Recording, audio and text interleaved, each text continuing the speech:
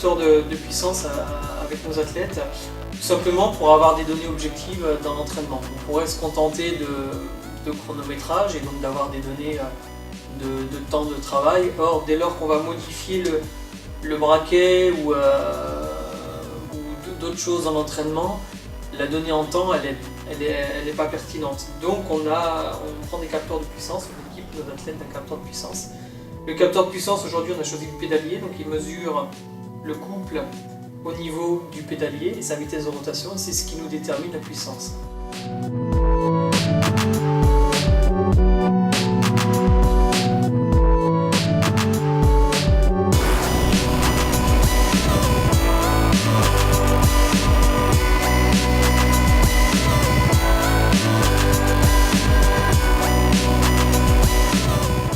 La puissance, c'est vraiment la résultante de la force par la vitesse, et ce sont les deux facteurs qui nous font avancer au niveau du cyclisme.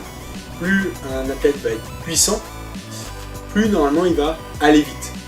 Donc le but de notre entraînement, en fonction de la filière dans laquelle on travaille, donc plutôt filière anaérobie ou filière aérobie, on va aller chercher à augmenter ce niveau de puissance pour que le coureur soit capable d'aller plus vite.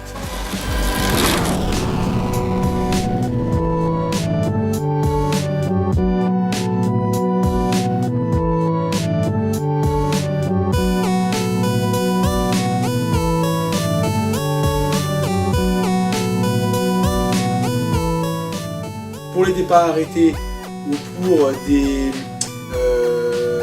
exercices d'endurance de force ou plutôt vers la force, on va allier la puissance au couple. Et par contre pour des exercices plutôt en vélocité ou alors des choses autour de PMA pour la poursuite, on va aller chercher des corrélations entre le niveau de vélocité et la puissance résultante. Voilà ce qui est super intéressant en fait avec le SRM.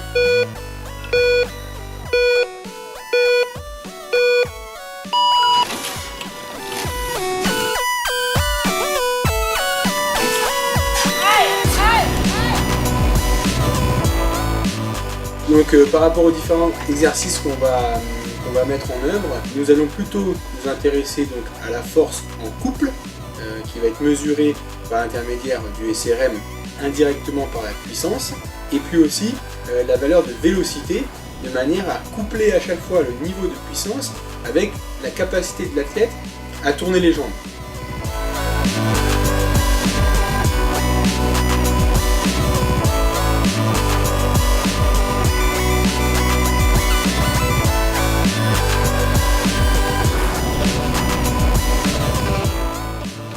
C'est l'ensemble de ces données-là qui vont être très intéressantes. Aujourd'hui, on essaye d'aller encore plus loin qu'avec ces capteurs de puissance pour vraiment essayer d'avoir le niveau de force jambe gauche, jambe droite qui pourrait être détaillé. Et là, c'est toute l'évolution que l'on peut avoir avec les nouveaux produits qui sortent actuellement, directement liés à la pédale et non pas au pédalier ou à la roue, comme c'est le cas pour PowerTech ou SRM.